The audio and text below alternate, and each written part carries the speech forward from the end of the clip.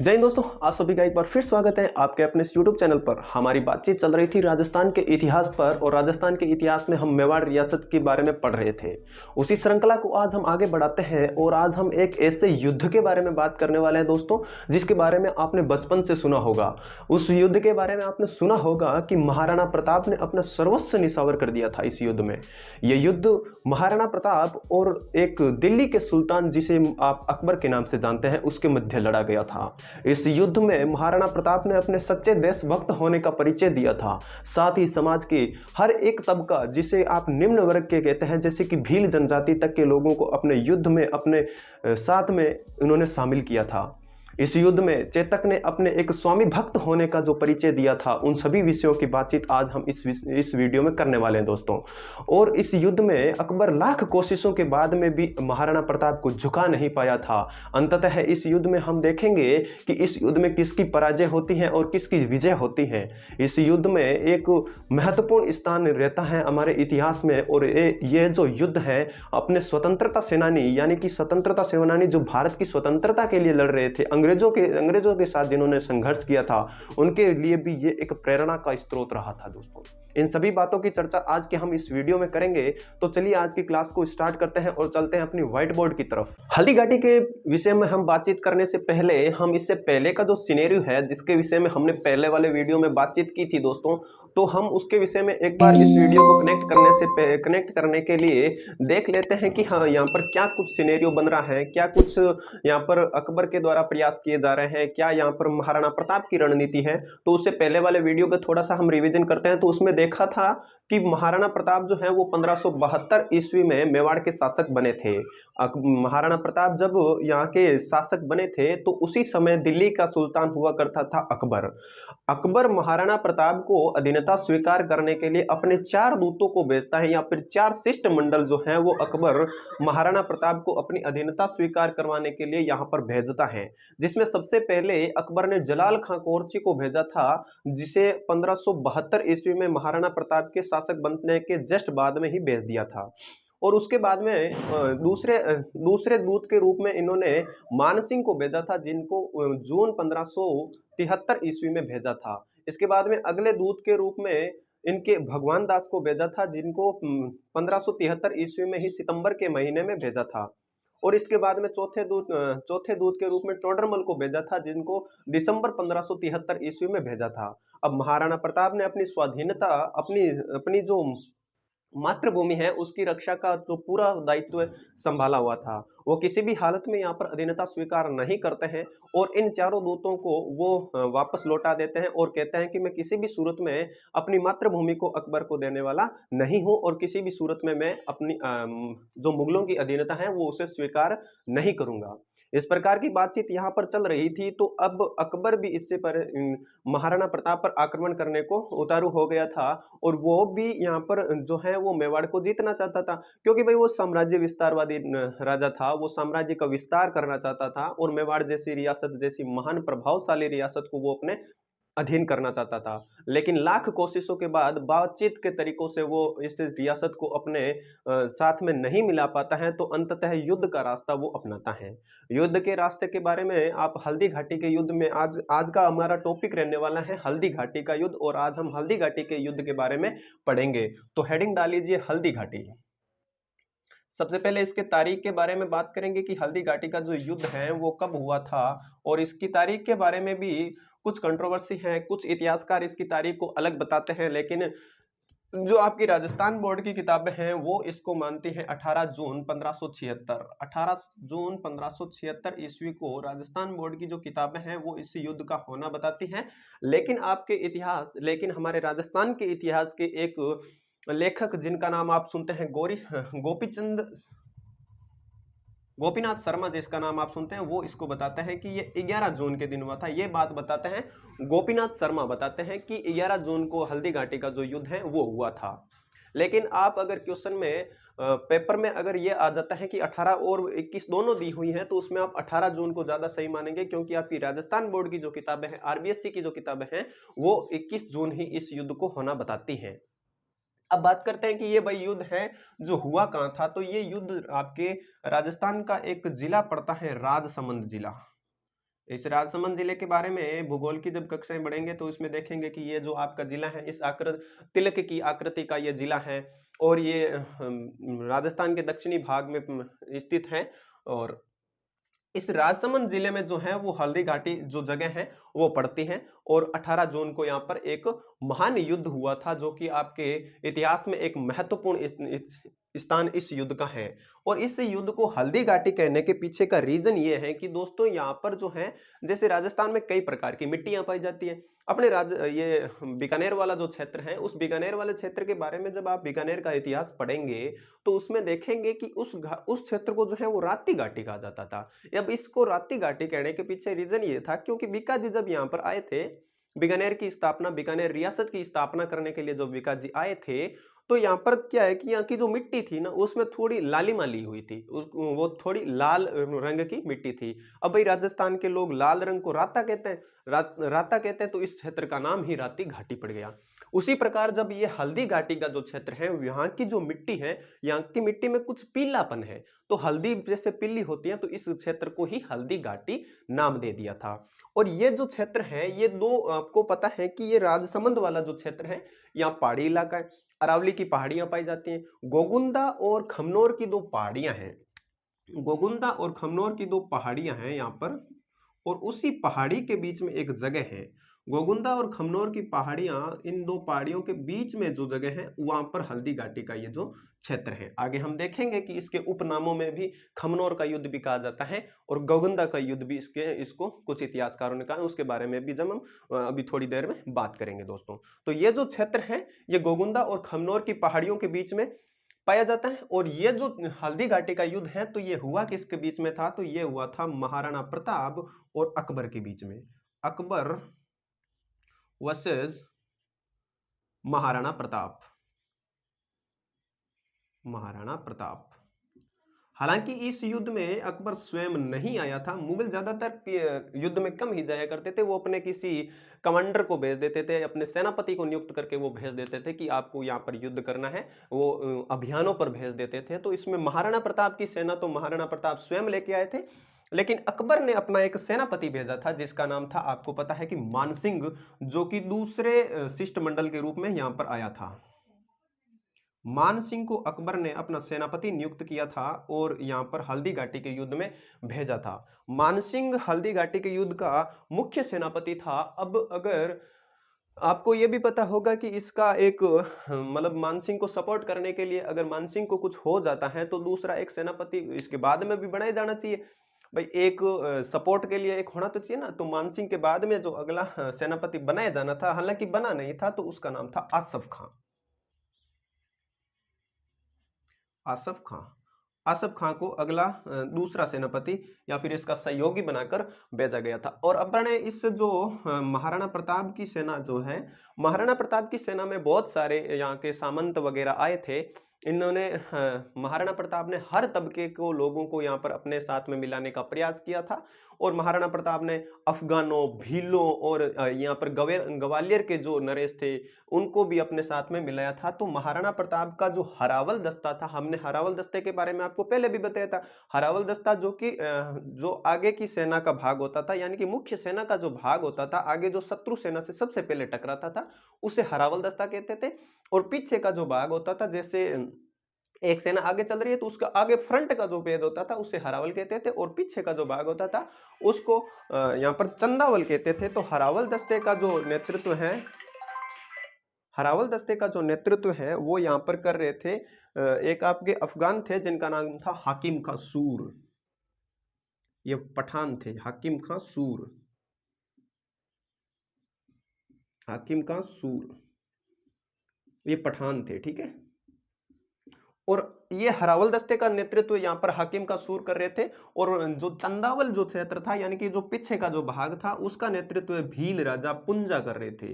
इन भील राजा पुंजा के बारे में हमने आपको इस वीडियो में बताया है दोस्तों कि ये जो भील राजा पुंजा हैं, उनके क्या योगदान है। भील राजा पुंजा जो थे, भील राजा पुंजा के इस वीडियो में हमने आपको बताया भी है दोस्तों कि भील राजा पुंजा जो है वो मेवाड़ का जो राज चिन्ह है, मेवाड़ के राज चिन्ह में एक तरफ क्षत्रिय राजा है और दूसरी तरफ एक भील राजा का जो चित्र दिया गया है वो यही भील राजा पुंजा है। ये जो भील राजा पुंजा है ये चंदावल क्षेत्र का, चंदावल जो भाग होता है उसका नेतृत्व ये कर रहे थे, चंदावल, ठीक है। और ये हो गए हरावल दस्ते में।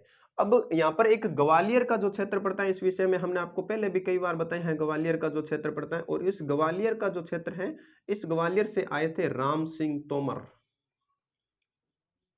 राम सिंह तोमर, राम सिंह तोमर अपने 3 पुत्रों के साथ में भी आए थे। राम सिंह तोमर के 3 पुत्र जो हैं वो महाराणा प्रताप का इस युद्ध में सहयोग करने के लिए आए थे, और राम सिंह तोमर स्वयं भी आए थे। तो राम सिंह तोमर के 3 पुत्र थे, जिनमें एक का नाम था सालीवान, दूसरे का नाम था भवानी सिंह और तीसरे का नाम था प्रताप सिंह। इस प्रकार हाकिम का सूर जो कि एक पठान सेनापति थे, और भील राजा पुंजा जो कि चंदावल क्षेत्र का नेतृत्व कर रहे थे, और ग्वालियर के राम सिंह तोमर, इसके साथ में ही महाराणा प्रताप के जो नाना जी थे उनका नाम था अखेराज सोनगरा, वो भी इस युद्ध में भाग लेने के लिए आए थे। अखेराज सोनगरा हमने आपको पहले भी बताया था अखेराज सोनगरा के बारे में, जब पिछला वीडियो आपने देखा होगा तो उसमें हमने आपको बताया था कि अखेराज सोनगरा जो है वो जयवंताबाई के पिताजी थे, और जयवंताबाई जो है वो महाराणा प्रताप की माता थी। और इधर जो है आसफ खां और इनके साथ में एक दो सेनापति और भी थे, जैसे कि मिहित्तर खां भी यहाँ पर एक सैनिक था, मिहित्तर खां, मिहित्तर खां, बहलोल खां भी एक यहाँ पर था इनके सेना में, बहलोल खां, मिहित्तर खां, बहलोल खां, आसफ खां, मान सिंह, और दूसरी तरफ हरावल दस्ते में हाकिम का सूर, और हाकिम का सूर भील राजा पुंजा, ग्वालियर से राम सिंह तोमर, और इनके नाना जी जिनका नाम था अखेराज सोनगरा, ये भी इनमें शामिल थे। इनके बाद में यहाँ पर एक आपको एक इतिहासकार, जैसे कि आपको बदायूनी के बारे में सुना होगा। बदायूनी जो है वो अकबर का दरबारी कवि था। बदायूनी, बदायूनी जो है वो अकबर का सेनापति, सेनापति क्या, सॉरी दोस्तों, सेनापति नहीं था ये है। बदायूनी जो है वो अकबर का दरबारी कवि था। बदायूनी जो है वो यहाँ पर कहते हैं, ये जो युद्ध की यहाँ पर तैयारियां जब चल रही थी तो बदायूनी कहता है कि मैं भी युद्ध में चलूंगा। तब इसको क्या, भाई तू युद्ध में जाके क्या करेगा, तू अपने लिखने वाला आदमी है, कलम से काम करने वाला आदमी है, तो वहां पर तो तलवारें चलेगी, वहां पे जाके तू क्या करेगा। तो बदायूनी कहता है नहीं नहीं मैं चलूंगा। और ये जो बदायूनी है ये कट्टर मुसलमान था, ये जो राजपूत राजा था उनका ये जो कट्टर दुश्मन हुआ करता था एक तरह से। ये जो बाद में ये कहता है कि जब वहां पर राजपूतों को हम मारेंगे तो उसके बाद में राजपूतों का जो रक्त होगा उस रक्त से मैं अपनी दाढ़ी को रंगूंगा, दाढ़ी को लाल करूंगा। हालांकि ये जब युद्ध खत्म होता है तो अपने दाढ़ी को रंगता भी है दोस्तों राजपूतों के खून से। और बदायूनी को इस प्रकार बदायूनी अब जाने को लिए तैयार हो गया। और बदायूनी जो एक इतिहासकार है, एक लेखक है और दरबारी कवि है अकबर का, तो ये वहां पर जाएगा तो कुछ ना कुछ लिखेगा। तो बदायूनी जो है वो हल्दी घाटी के युद्ध का जो है वो आंखों देखा हाल लिखता है, यानी कि लाइव टेलीकास्ट इसी ने लिखा था, लाइव टेलीकास्ट इसी ने देखा था। और इसने बदायूनी जब जा रहा था तो अपने एक साथी को भी कहता है कि भाई जिसका नाम था नकीब खां, अपने एक साथी को भी कहता है कि भाई नकीब खां अपन चलें क्या युद्ध में। तो वो नकीब खां कहता है कि इस सेना का सेनापति हिंदू है तो मैं नहीं चलूंगा, इस सेना का सेनापति अगर कोई मुसलमान होता तो मैं इस युद्ध में भाग लेने वाला पहला व्यक्ति होता। क्योंकि इधर सेनापति हिंदू है ना, मान सिंह को अकबर ने पहली बार यहाँ पर स्वतंत्र जो सेनापतित्व सौंप कर यहाँ पर भेजा था। इससे पहले कभी भी इनको स्वतंत्र सेनापतित्व नहीं सौंपा था। मान सिंह ने पहली बार स्वतंत्र सेनापति यहाँ पर ही बनाया गया था। तो नकीब खां ऐसी बात कहता है बदायूनी को कि अगर इसमें कोई सेनापति मुसलमान होता तो मैं इस युद्ध में भाग लेने वाला प्रथम व्यक्ति होता, लेकिन इस युद्ध का सेनापति अब हिंदू है तो मैं इस युद्ध में भाग नहीं लूंगा। अब बदायूनी एक बात बताता है कि इस युद्ध में जो महाराणा प्रताप और अकबर की जो सेना थी, तो अकबर की सेना को यह बताता है कि इस युद्ध में अकबर की सेना जो है वो 5000 थी और महाराणा प्रताप की जो सेना है वो 3000 थी। लेकिन आपके राजस्थान के इतिहास में या फिर राजस्थान के साहित्य में एक महत्वपूर्ण स्थान रखने वाले कवि राजा श्यामल दास ने एक पुस्तक लिखी है वीर विनोद। उस वीर विनोद में ऐसा लिखा गया है कि महाराणा प्रताप की जो सेना है वो 2000 थी, और इधर से जो अकबर की सेना थी वो 8000 थी, यानी कि 4 सैनिकों पर 1 सैनिक था। तो ये बात तो बदायूं ने कहता है, ये वाली बात तो बदायूं ने कहता है, और ये जो 4 वाली जो बात है ये कहते हैं अपने वीर विनोद के लेखक वीर विनोद में लिखी गई है ये बात, ठीक है ना। वीर विनोद में लिखी गई बात है कि महाराणा प्रताप की सेना जो है वो 2000 थी और अकबर की सेना जो है वो 8000 थी। ऐसी बात वीर विनोद में लिखी गई है, श्यामल दास के द्वारा जो लिखा गया ग्रंथ है, और राजस्थानी साहित्य में इसका एक महत्वपूर्ण योगदान है। अगर सर्वमान्य तथ्य के हिसाब से अगर बात करें तो इस युद्ध में महाराणा प्रताप और अकबर की सेना का जो अनुपात है वो 1:4। सर्वमान्य सभी इतिहासकारों ने लगभग इस पर सहमति जताई है। तो इससे देखें तो वीर विनोद वाली बात सच होती दिखाई देती है, और ये बदायूंनी तो वहां पर देख रहा था तो इसने ये वर्णन किया है। और बदायूंनी अब जब यहाँ पर ये जो सेना है पूरी तरीके से तैयार है, महाराणा प्रताप की सेना भी इधर से तैयार है और उधर से मानसिंह की सेना भी तैयार है। अब बात थी रणनीति बनाने की। भाई स्ट्रेटेजी बनाएंगे ना कि युद्ध को कैसे लड़ेंगे। युद्ध को लड़ने के लिए जैसे आप भी एग्जाम की तैयारी कर रहे हैं तो आप भी स्ट्रेटेजी बनाते हैं कि भाई रीजनिंग को इतने घंटे दूंगा, मैथ्स को इतने घंटे दूंगा, राजस्थान हिस्ट्री को इतने घंटे दूंगा, राजस्थान की पॉलिटी को इतने घंटे दूंगा। तो इसी प्रकार इन्होंने भी अपनी एक स्ट्रेटेजी बनाई थी। स्ट्रेटेजी के विषय में मैंने आपको जब खानवा का युद्ध बताया था तो मैंने उसमें बताया था कि बाबर ने एक युद्ध पद्धति का इस्तेमाल किया था।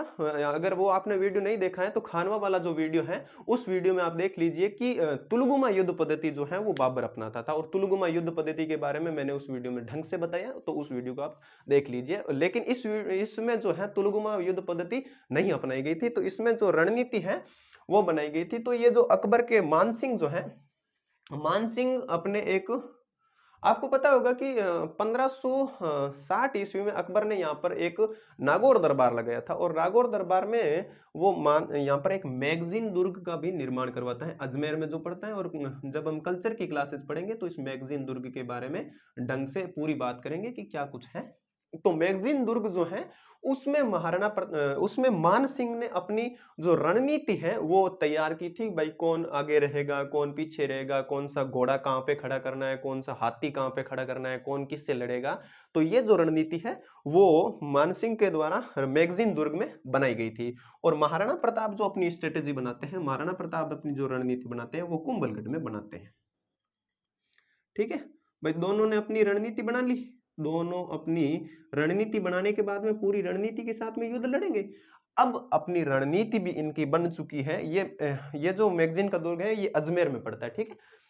और अब राजसमंद में ये जो युद्ध लड़ा जाना है, अब यहाँ पर रणनीति बनाने के बाद में पूरी तरीके से सेनाएं तैयार हैं और सेना युद्ध के लिए कूच करती है। अब सेना जब युद्ध के लिए कूच करती है तो सेना जब कूच करेगी तो कुछ दूरी पर जाके वो रुकेगी। भाई सीधे ही जाके तो ऐसे तो है नहीं कि इधर से वो सेना आ रही है, इधर से वो सेना आ रही है, सीधे भिड़ गई, ऐसे तो होता नहीं है। तो ये जो है अपने राजसमंद में एक जगह पड़ती है मोलेला गांव।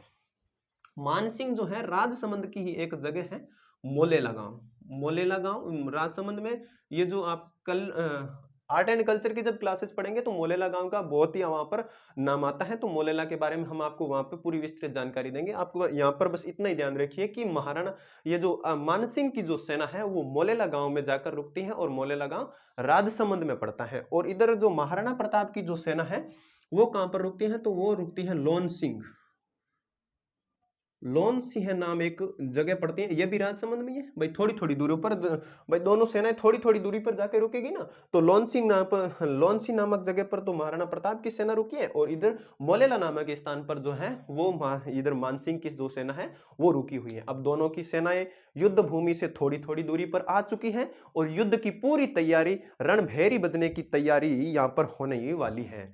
अब कुछ ही समय में युद्ध जो है वो स्टार्ट होने वाला है। तो बात करते हैं युद्ध के स्टार्ट होने की। तो लोन सिंह नामक स्थान पर इधर ये रुक चुका है, और इधर जो है मोलेला में मानसिंह अपना डेरा जमाए हुए हैं। अब इतनी बात होने के बाद में एक बार इसको रब करते हैं और आगे की बात देखते हैं कि युद्ध में क्या कुछ होता है।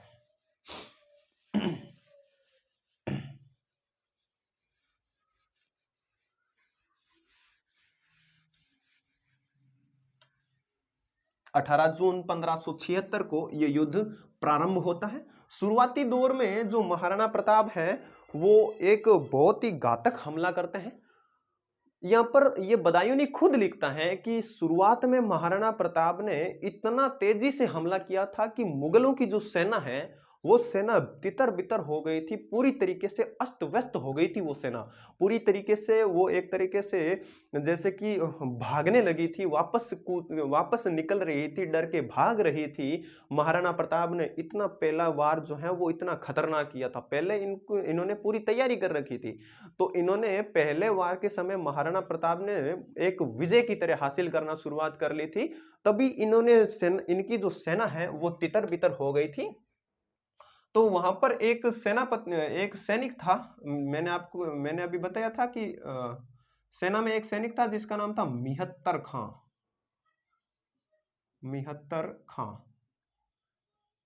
ये जो मिहत्तर खां है ये वहां पर कूड़ी मतलब झूठी अफवाह फैलाता है, यानी कि कूड़ी अफवाह फैलाता है। अपने राजस्थान में झूठी को कूड़ी कहते हैं ना, वैसे जैसे मिहत्तर खां जो है यहाँ पर झूठी अफवाह फैलाता है कि अकबर जो है वो स्वयं सेना लेकर आ रहे हैं, आप भागो मत। अकबर जो है वो अपनी सेना लेकर आ गया है, आप भागो मत, वो अपने को बैकअप देने के लिए आ रहा है, अकबर रवाना हो चुका है, आप लड़ो इनसे, हमें जीतना है, महाराणा प्रताप के साथ में संघर्ष करना है। तब इस प्रकार से ये जो मिहत्तर खां है ये इनको मोटिवेट करने के लिए ऐसी झूठी बात कहता है। लेकिन अकबर जो यहाँ पर कोई आने वाला था नहीं, तो सेना को भी लगा यार अपना बादशाह आ रहा है, क्यों भागे, अपने बादशाह की जो सेना है वो रिजर्व सेना आ रही है, वो पूरे दल बल के साथ में आएगा और अपन यहाँ पर युद्ध जीतेंगे। तो इसी प्रकार की मिहत्तर खां जब अफवाह फैलाता है तो सेना में फिर से जोश आया और सेना फिर से लड़ने के लिए तैयार हो गई थी। और इन्होंने जो वहां पर बाद में युद्ध हुआ था तो इसमें ऐसे जब ये युद्ध हो रहा था तो उसी समय मानसिंह जो है अपने एक हाथी पर सवार था और मानसिंह के हाथी का नाम था मर्दाना। अभी हम सारे हाथियों के बारे में बात करेंगे कि इसमें कौन कौन से हाथियों का प्रयोग किया गया था। तो मानसिंह का एक हाथी था जिसका नाम था मर्दाना। मर्दाना हाथी पर कौन सवार था? मानसिंह। और इधर अपने महाराणा प्रताप कहां पर किस पर सवार थे? तो महाराणा प्रताप अपने चेतक पर सवार थे।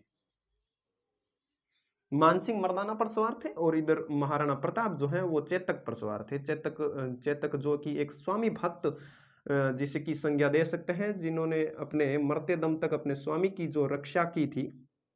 स्वामी के लिए इन्होंने एक जो अपनी टांग कटी होने के बाद में भी महाराणा प्रताप को युद्ध क्षेत्र से बाहर निकालने में इन्होंने बहुत बड़ा योगदान दिया था। अब जब ये युद्ध हो रहा था तो उसी समय जो ये मर्दाना और हाथी पर बैठा वो मानसिंह जो है वो महाराणा प्रताप को दिख जाता है। महाराणा प्रताप को जैसे ही ये दिखा तो महाराणा प्रताप ने इसको मारने के लिए भाई आगे बढ़े। भाई सीधी सी बात है कि भाई कोई भी जब मारने के भाई सेनापति अगर मर जाएगा तो सेना पूरी तितर बितर हो जाएगी और उस पर जीत हो जाएगी।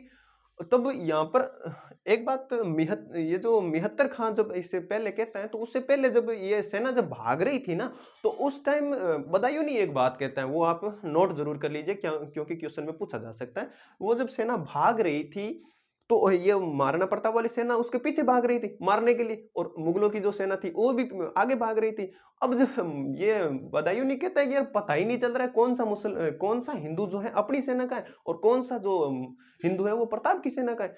तब ये यहाँ पर एक जो आसफ खां है वो कहता है, आसफ खां जिसके बारे में मैंने आपको पहले बताया था ना भाई, सेकंड जो सेनापति बनाया गया था, आसफ खां यहाँ पर बदायूंनी को कहता है कि तू तो बस तीर चलाता जा। बदायूंनी कहता है भाई तीर चलाऊं किस पे, भाई मेरे को तो समझ ही नहीं आ रहा है कौन सा हिंदू अपनी सेना का है और कौन सी हिंदू जो है वो महाराणा प्रताप की सेना का है। तब ये आसफ खां कहता है कि तू तो बस तीर चलाता जा, हिंदू चाहे इस पक्ष का मरे चाहे उस पक्ष का मरे, आखिरकार फायदा तो अपने इस्लाम को ही होना है ना। ये बात यहाँ पर कहते हैं आसफ खां। ये नोट करके लिख लीजिए क्योंकि ये क्वेश्चन में पूछा जा सकता है दोस्तों। तो अब जब मर्दाना जो हाथी है वो इस पर मानसिंह सवार थे और ये जो है वो महाराणा प्रताप को दिख गया था। अब महाराणा प्रताप को जैसे ही मानसिंह दिखा तो महाराणा प्रताप ने अपने चेतक के सवार थे और चेतक को इशारा किया कि भाई अपने मानसिंह के सामने चलो। चेतक मानसिंह के सामने जाकर बिल्कुल खड़ा हो गया। अब मर्दाना हाथी, जैसे हाथी की हाइट थोड़ी ऊपर होती है तो घोड़ा थोड़ा नीचे रह जाता है। तो महाराणा प्रताप को हाथी के बराबर लाने के लिए चेतक ने अपने जो आगे के दो पैर होते हैं वो हाथी के ऊपर की जो सूंड होती है उस सूंड पर टिका दिए थे, जिससे कि महाराणा प्रताप का लेवल थोड़ा अप हो जाए। अब सूंड के ऊपर जैसे ही इन्होंने अपने दोनों पैरों को टिकाया, वैसे ही महाराणा प्रताप ने अपना भाला निकाला और उस मानसिंह पर वार किया।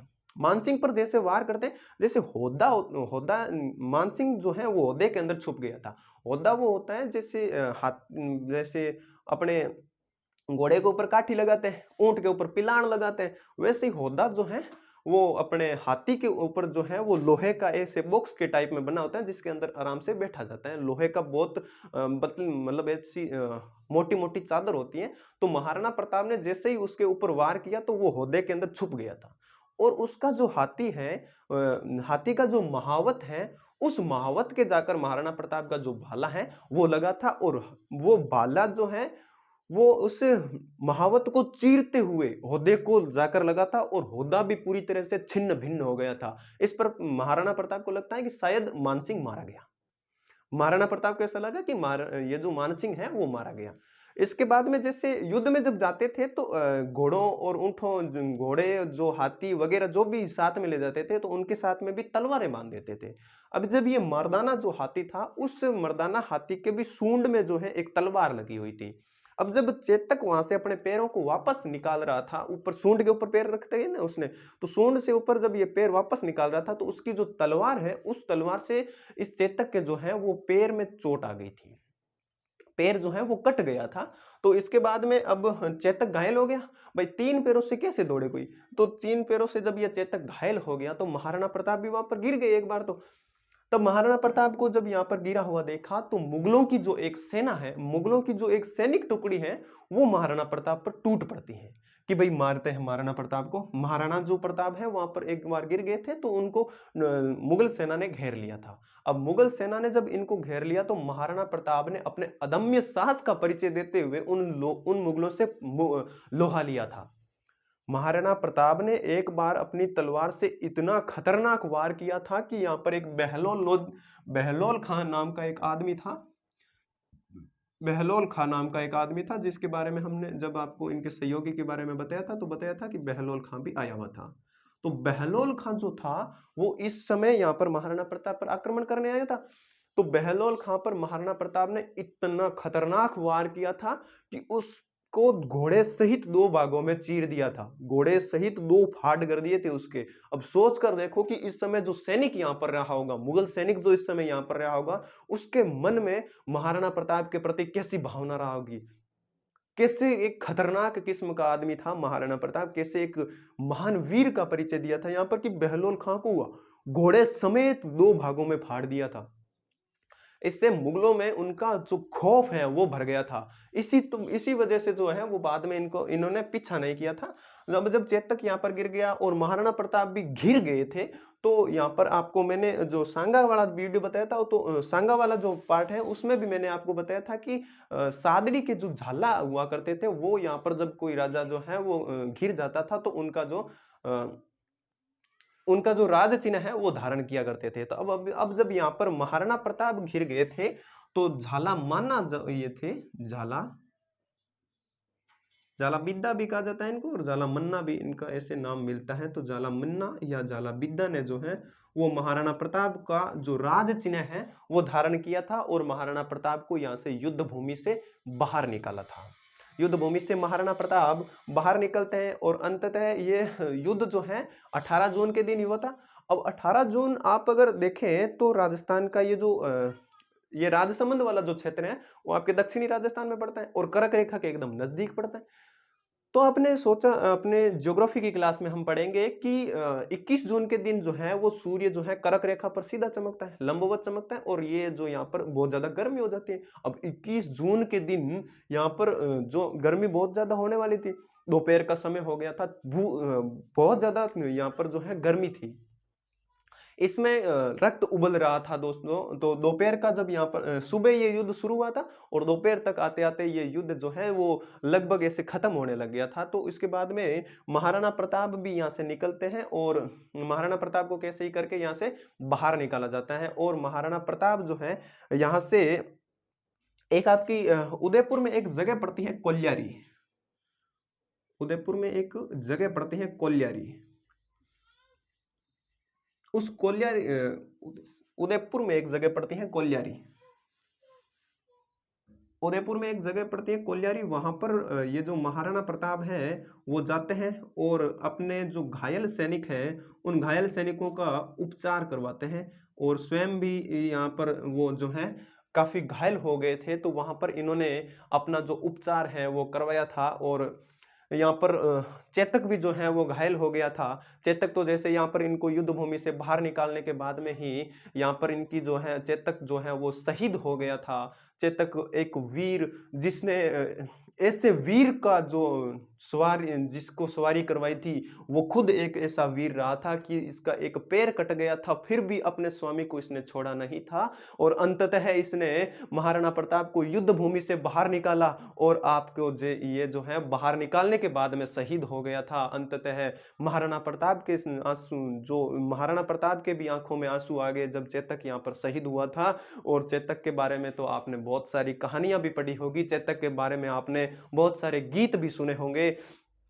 वो चेतक यहाँ पर जो है शहीद हो जाता है।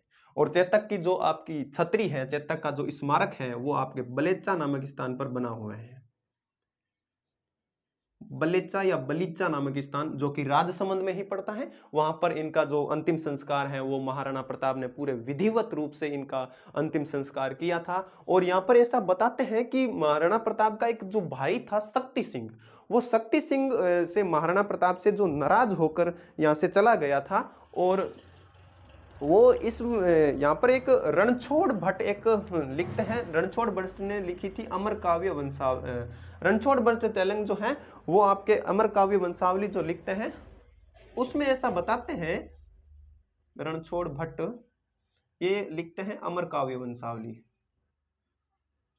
अमर काव्य वंशावली। इसमें ये रणछोड़ भट्ट वर्णन करते हैं कि शक्ति सिंह जो है वो महाराणा प्रताप के विरुद्ध इस युद्ध में, हल्दी घाटी के युद्ध में जो है वो आया हुआ था। और जो बाद में जब इनको पता चला कि महाराणा प्रताप जब यहाँ से निकल रहे थे तो शक्ति सिंह को भी पता चल गया कि महाराणा प्रताप यहाँ से निकल रहे हैं। तो महाराणा प्रताप का ये जो शक्ति सिंह है पीछा करते हुए उनके पीछे चला गया था। और यहाँ पर ये जाने के बाद में अपने भाई से क्षमा मांगता है। महाराणा प्रताप अपने घोड़े को जो अभी अभी शहीद हुआ था उसके लिए रो रहे थे। तो ये जो शक्ति सिंह है वहां पर जाने के बाद में उनको महाराणा प्रताप को अपना एक घोड़ा देता है जिसका नाम मिलता है हमें नीला घोड़ा, जो देता है वो देता है। ऐसा बात ये रणछोड़ भट्ट तेलंग ने अमर काव्य वंशावली में बताई है। और वो यहाँ पर अपना नीला घोड़ा देता है और महाराणा प्रताप से क्षमा मांगता है। लेकिन इसी बात का खंडन करते हुए गोपीनाथ शर्मा एक ऐसी बात लिखते हैं कि 1568 ईस्वी में जब अकबर ने आक्रमण किया था तो उसी समय जो है वो यहाँ पर शक्ति सिंह मारा गया था। ये दो बातें गोपीनाथ शर्मा तो कहते हैं कि पहले ही मारा गया था, लेकिन यहाँ पर अमर काव्य वंशावली में ऐसी बात लिखी हुई है कि वो अपना नीला घोड़ा देते हैं और महाराणा प्रताप से क्षमा भी मांगते हैं। अब यहाँ पर महाराणा प्रताप कोल्यारी गांव पर पहुंच गए हैं और अब मुगल सेना जो है इनका पीछा करेगी या नहीं करेगी, तो इस विषय में जो बदायूनी है वो इस युद्ध में जो आया हुआ था तो वो स्वयं लिखता है कि बदायूनी यहाँ पर जो है वो लिखता है कि यहाँ पर मुगल सेना ने जो है वो महाराणा प्रताप का पीछा नहीं किया था, क्योंकि वो जानते थे कि यहाँ पर बेलोल खां को इतनी खतरनाक तरीके से उसने जो चीर दिया था, भाई क्या पता आगे जाकर उसकी सेना बनी हुई हो, क्या पता उसकी टुकड़ी लेके आ जाए। तो मुगल सेना में इससे डर था महाराणा प्रताप के प्रति कि कहीं आगे ले जाके हमें नहीं मार दे यार। तो मुगल सेना ने इसका पीछा नहीं किया। और दूसरी बात ऐसा भी बताते हैं कि गर्मी बहुत ज्यादा थी तो सैनिक बहुत ज्यादा थक गए थे, तो इसलिए इन्होंने पीछा नहीं किया था। ऐसी बात बदायूनी अपनी पुस्तक, जिसका बदायूनी की पुस्तक लिख लीजिए आप, बदायूनी की एक पुस्तक है जिसमें ये इस युद्ध का जो वर्णन करता है उसका नाम है मुंतखब उल तवारीख। मुंतखब उल तवारीख में ये जो बदायूनी है वो इस युद्ध का जो आंखों देखा हाल लिखता है। मुंतखब उत तवारीख, ये लाइव टेलीकास्ट लिखा है इसमें, तवारीख, ठीक है, इसमें लिखता है बदायूनी। अब इसकी सेना का जो ये यहाँ पर पीछा नहीं करने का कारण जो बदायूनी है वो बता देता है कि इनको डर लग रहा था तो ये इन्होंने इनका पीछा नहीं किया, और दूसरी गर्मी बहुत ज्यादा थी तो इन्होंने पीछा नहीं किया। अब यहाँ पर ये जो है ये बदायूनी खुद बताता है कि हम गोगुंदा में जब रुके थे, वापस जब जा रहे थे युद्ध करने के बाद में जब वापस जा रहे थे तो गोगुंदा में कुछ समय के लिए रुके थे, तो हम मुगल सेना में इतना ज्यादा डर था कि जब वो रुके थे तो उन्होंने अपने चारों तरफ दीवारें बना ली थी ताकि प्रताप कहीं रात में आक्रमण ना कर दे, कहीं उनको मार ना दे, तो इन्होंने अपनी रक्षा के लिए दीवारें बना ली थी। तो उसके बारे में भी ये बताते हैं। और बाद में जब ये युद्ध समाप्त हो गया तो भीलों ने भी इनको काफी ज्यादा क्षति पहुंचाई थी। जब ये लौटती सेना थी, मुगलों की जो लौटती सेना थी उसको भीलों ने काफी ज्यादा क्षति पहुंचाई थी और किसी भी तरह करके ये अजमेर तक पहुंचे थे।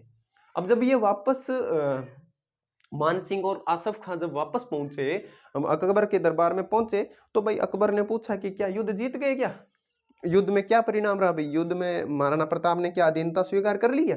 तो इन्होंने कहा ना। तो फिर प्रताप मारा गया? तो इन्होंने कहा ना। तो प्रताप को पकड़ लाए? बोले ना। तो हराम खोरो करके क्या आए रे? अकबर बोलते हैं हराम खोरो करके क्या है, निकम्मो काम चोरों करके कुछ आए नहीं, खाल पैसा बर्बाद करके आ गए। तो इस प्रकार अकबर यहाँ से बहुत ज्यादा इनसे नाराज होता है, नाराज हो जाता है, क्योंकि यहाँ पर अकबर भाई सीधी सी बात है कि इसको अधीनता स्वीकार करवाना चाह रहा था, तो अधीनता स्वीकार ये करवा नहीं पाए ना, अकबर महाराणा प्रताप को पकड़ पाए। तो इस प्रकार जब अकबर इनसे नाराज हो जाता है तो इनकी ड्योढ़ी बंद कर दी थी, ड्योढ़ी जैसे इनका दरबार में आना ही बंद कर दिया था कि आसफ खां और मानसिंह हरामखोरों चले जाओ यहाँ से, मुझे आपका मुंह मत दिखाना। तो इस बाद में ये यहाँ से चले जाते हैं, कुछ समय के लिए बुलाना बंद कर दिया था, बाद में इनको वापस बुला लेता है। और अब यहाँ पर हल्दी घाटी की यह बात हो गई कि भाई इन्होंने महाराणा प्रताप ने यहाँ पर, और इसमें घोड़ों और हाथियों के बारे में लिखना चाहें तो महाराणा प्रताप का जो घोड़ा था वो तो चेतक था, और दूसरी तरफ इसमें हाथी भी थे, तो जिसमें महाराणा प्रताप के भी कुछ हाथी थे और अकबर के भी कुछ हाथी थे। तो महाराणा प्रताप का एक हाथी था राम प्रसाद। इस राम प्रसाद हाथी को जो है वो अकबर पकड़ लेता है और इस हाथी का नाम बदल कर रख देता है पीर प्रसाद। तो इसको अकबर पकड़ लेता है और बाद में इसका नाम रख देता है पीर प्रसाद। और एक हाथी और था जिसका नाम था लूणा, महाराणा प्रताप की तरफ से है ये राम प्रसाद, जिसका नाम बाद में पीर प्रसाद कर दिया था, और एक हाथी जिसका नाम था लूणा, और एक का नाम था खांडेराव, खांडेराव, चक्रवाप। ये 3-4 हाथी याद रखना, ठीक है, चक्रवाप। और इधर जो अकबर है, अकबर की तरफ से जैसे हमने आपको बताया कि एक तो महाराणा ये मानसिंह वाला जो था मर्दाना, मर्दाना, और गजमुक्ता, गजमुक्ता, गजमुक्ता, और रणमदान, मदान, रणमदान, गजमुक्ता, रणमदान, मर्दाना।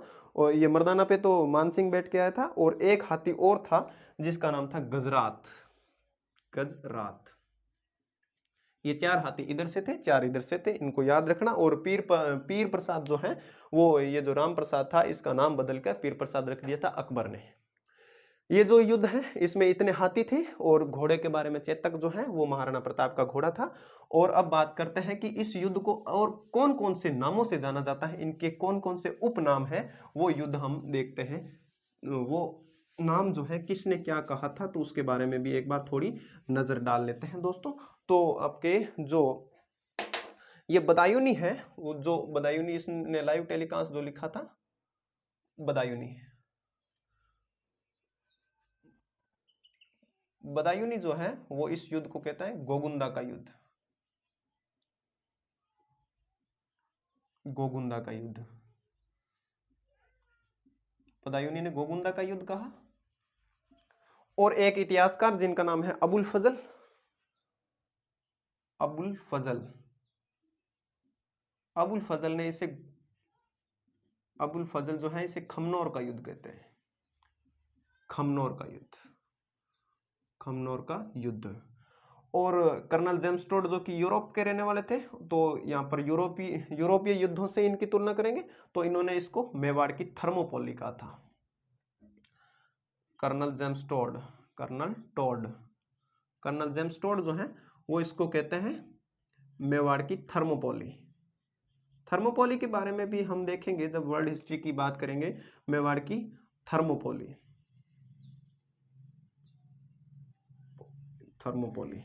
मेवाड़ की थर्मोपोली, ठीक है।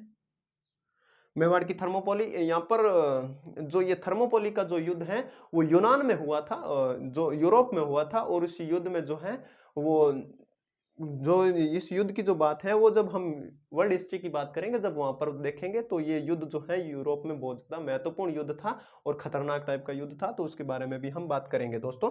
और एक जो इतिहासकार अपने राजस्थान के रहे हैं जिनका नाम है ईश्वरी लाल श्रीवास्तव। ईश्वरी लाल श्रीवास्तव ने जो है इस युद्ध को कहा है, ईश्वरी लाल श्रीवास्तव इस युद्ध को बादशाहबाद का युद्ध कहते हैं। बादशाहबाग का युद्ध कहते हैं, बादशाहबाग का युद्ध जो है वो ईश्वरी प्रसाद है, ये जो आदर्शी लाल श्रीवास्तव है इन्होंने कहा था। ये चार नाम याद रखिए, गोगुंदा का युद्ध, खमनोर का युद्ध, मेवाड़ की थर्मोपोली और बादशाहबाग का युद्ध, ये चार नाम हो गए। और यहाँ पर इसमें जो हाथी थे उसके बारे में भी हमने बात कर ली कि अकबर की तरफ से जैसे गजमुक्ता थे, मर्दाना थे, गजरात थे, और महाराणा प्रताप की तरफ से राम प्रसाद था जिसका नाम बाद में पीर प्रसाद रख दिया गया, और लूणा और खांडेराव जो हाथी थे उसके बारे में भी हमने बात कर ली और इनके सहयोगियों के बारे में बात कर ली। और अब जब ये युद्ध है वो एक तरफ से कुछ इतिहासकार मानते हैं कि इसमें महाराणा प्रताप की विजय हुई थी और कुछ इतिहासकार मानते हैं कि इसमें जो है अकबर की विजय हुई थी। दोस्तों अगर सही ढंग से देखें तो इसमें महाराणा प्रताप की ही विजय हुई थी, क्योंकि अकबर का उद्देश्य क्या था? अकबर का उद्देश्य था कि किसी भी हालत में महाराणा प्रताप को पकड़ना।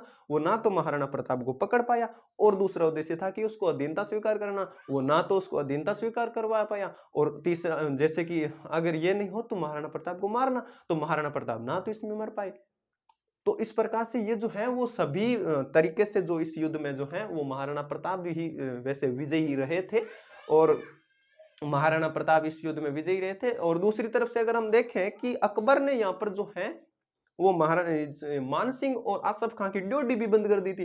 भाई महाराणा जो ऐसा कोई शासक नहीं होगा जो कि युद्ध में उसका सेनापति जीत कर आए और उसको दरबार में प्रवेश ही नहीं करने दे, ऐसा तो होता नहीं है। भाई कोई हार के आएगा तो उससे नाराज होगा तो भी तो उसमें उसको दरबार में बुलाना बंद करेंगे ना। तो इस प्रकार से अगर हम तर्क के आधार पर देखें तो इस युद्ध में महाराणा प्रताप की ही विजय हुई थी दोस्तों। तो इसके बाद में 1576 ईस्वी में ही अंत में एक बार अकबर स्वयं यहाँ पर आता है। 1576 के अंत में अकबर स्वयं यहाँ पर आता है, और स्वयं भी आकर यहाँ पर कोई झंडे नहीं गाड़ता है। वो उदयपुर का जो क्षेत्र होता है वहां पर थोड़ा सा क्षेत्र जो जीतता है और उदयपुर पर अधिकार कर लेता है, और उदयपुर का नाम जरूर बदल देता है और उदयपुर का नाम बदल कर रखता है मोहम्मदाबाद। 1576 ईस्वी में यहाँ पर अकबर स्वयं आता है, और अकबर ने यहाँ पर आकर इसका जो नाम है वो परिवर्तन करके मोहम्मदाबाद जो है वो रख दिया था। उदयपुर का नाम परिवर्तन करके उदयपुर का नाम जो है वो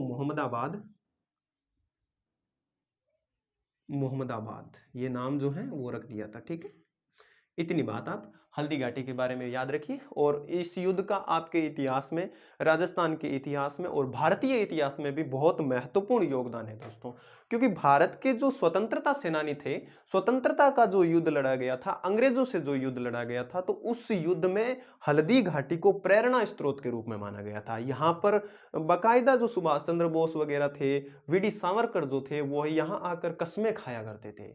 ये जो युद्ध है वो एक सांप्रदायिक सद्भावना का प्रतीक है, क्योंकि भीलों को इसमें युद्ध में शामिल किया गया था। प्रताप के द्वारा भीलों को, जो कि निम्न तबके के लोग माने जाते थे, उनको भी शामिल किया गया था।